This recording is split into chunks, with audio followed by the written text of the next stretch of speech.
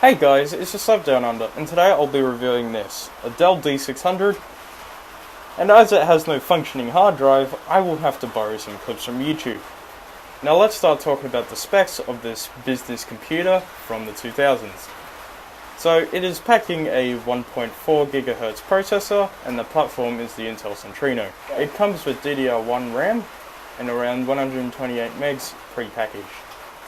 Its max supported size is 2 GB. Its resolution is 1024 by 768 XGA. Its diagonal size is 14 inches. It has a built-in graphics card, which is a ATI Mobility Radeon 9000. It has 32 megabytes of DDR SD RAM, and it is able to apparently run Max Payne at an okay rate.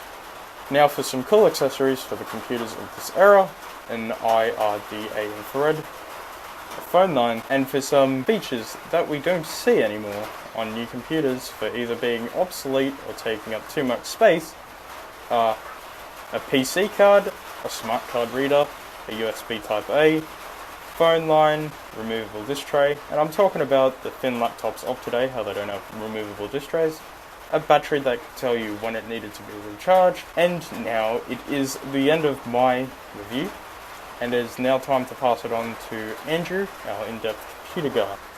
G'day all, it's Andrew here. I'm the computer guy for this YouTube channel, and I do teardowns. I go more in depth on the computers, and I talk a bit about them.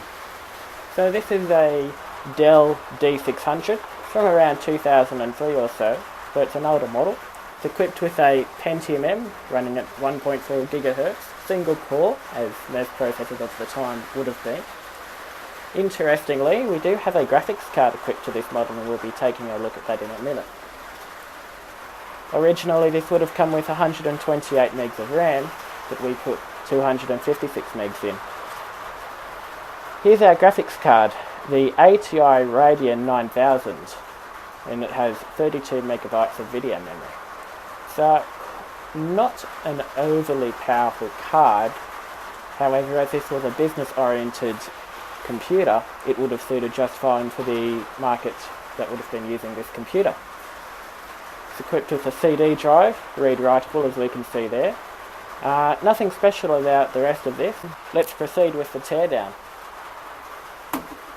On the back of the computer, it's fairly typical of its time.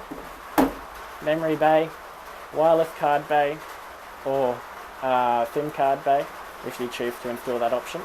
Cooling fan, docking connectors. Somehow they got messed up, but I don't know how that happens. So I must have got a little screwdriver in there or something, thought it was a screw. Got a battery here. Interestingly, this battery lights up with a little power meter on it. Something you don't see very often these days. On this side of the notebook, we've got ourselves a PCMIA or express card slot. I'm pretty sure it's PCMCIA, judging by the time that this laptop was made. The infrared port below that, we'll talk a bit more about that later. And our microphone and headphone port. Flipping it over to the other side, we have our DVD bay, which you can remove and replace with either another hard drive or expand on the battery and fill this up with batteries instead. It's a very, very neat modular system. ThinkPads are continuing this today. Alright, that's about it. Let's open it up. Somehow over time some screws have gone missing, so I suspect someone has gone into it at some point in time. Removed a few things, did some part swapping, just like most computers would go through. Just standard screws here. We'll cut through this part so you don't have to watch me undoing all the screws. So here's our hard drive bay. If we have a look here, it's not like your regular SATA interface. We have what's called PATA, Parallel ATA, where we have two parallel lines of pins. That's where the name comes from. There's just slots in your computer, like any other regular hard drive, only that it's a bit older. So now, to remove the back, I'll go around here open up the lid, and we'll pry off this front section here, housing the power button. So I'll grab my flathead screwdriver. I should have a larger one, but it's fine.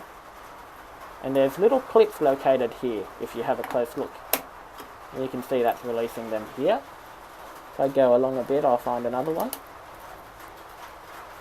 And I just work my way along, slowly removing it. They are a bit of a pain. You'll have to... What was that? Oh, the covers fell off. You'll have to lay the computer down flat, and eventually it will come off. They may take a bit of persuasion, but just take your time, it'll be fine. And it's off. Not much to see here. See, the keyboard just slides out, revealing the crucial internal components. As I said, PCM CIA card slot. Here's our processor fan. The processor is located underneath this shield. That's where our bay, be it battery, hard drive or CD, would sit. And there's not much to it than that, just your regular logic board.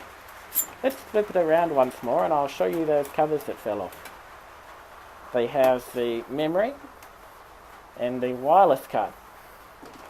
You can fit 2 RAM modules in here. They are DDR1, but it's fine. We have our wireless card. This wireless card is quite long. You really don't see wireless cards like these anymore. I'm not sure what form factor this was, but it's kind of like a RAM module. You have the little clips on either side like you would on a RAM module. You don't see that anymore. It's really interesting. That's about it. As I said, the palm rest is very difficult to get off, so I won't bother with that. Alright, that's about it. I'll hand it over to the Slav and see what he thinks.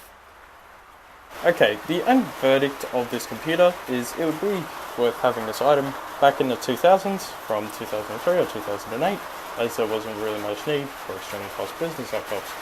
So if you were to use this today, it would only be good for writing documents and playing old game titles, and nothing else, as it runs extremely slow on internet, so it wouldn't really stand the tests of time today.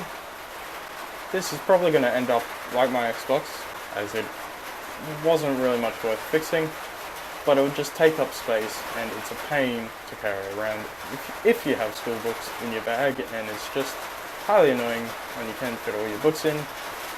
But it would be good for business works if you were just writing down documents and using PowerPoint. So this product is a fail. It wouldn't win against modern laptops of today. So let's get into the fun part of the review and destroy the bad products. Where is it? There.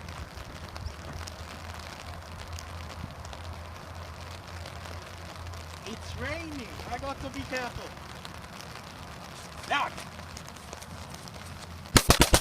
Let's just fix that. Go back to Mother Nature.